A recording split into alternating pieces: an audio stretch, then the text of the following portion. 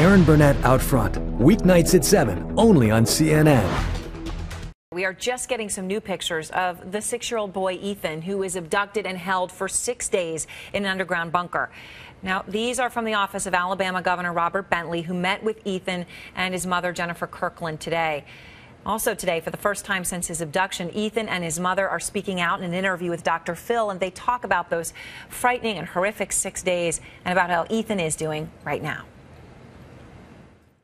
Well, give me 5. I like it. 9 days after Ethan was freed from an underground bunker in Midland City, Alabama, the world is getting the first glimpse of this brave 6-year-old. But his mother, Jennifer Kirkland, tells Dr. Phil the recovery has been difficult. He is having a very hard time sleeping soundly. He slings his arms and tosses and turns, and he's cried out a few times. In a story that captivated the nation, Ethan was kidnapped at gunpoint from his school bus last month.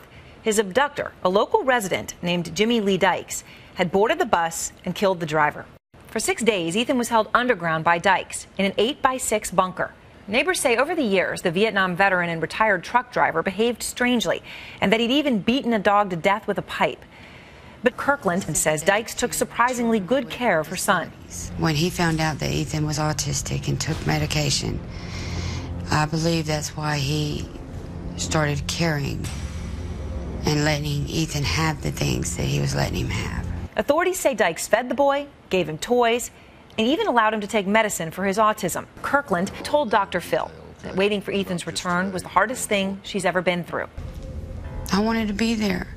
There's not 1 second of this whole thing that I wouldn't have begged that man to let me have Ethan. And then I would have turned around and give him to my family. And I would have took his place at any moment, any second, had I been allowed to. For almost a week, police and FBI officials tried to convince Dykes to let Ethan go free, but they ended up storming the bunker in a daring rescue on February 4th. I was told that he had stopped negotiating and that he had grown agitated and that it had just become time to get Ethan out of there. And what did they do? I understand that a hostage team went in. They had put like explosives on the top of the doors, and they had blew the doors off and knocked him off guard with that. And they went in and covered Ethan with a vest, and they shot Mr. Dykes. Did he see Mr. Dykes shot and killed? He absolutely did.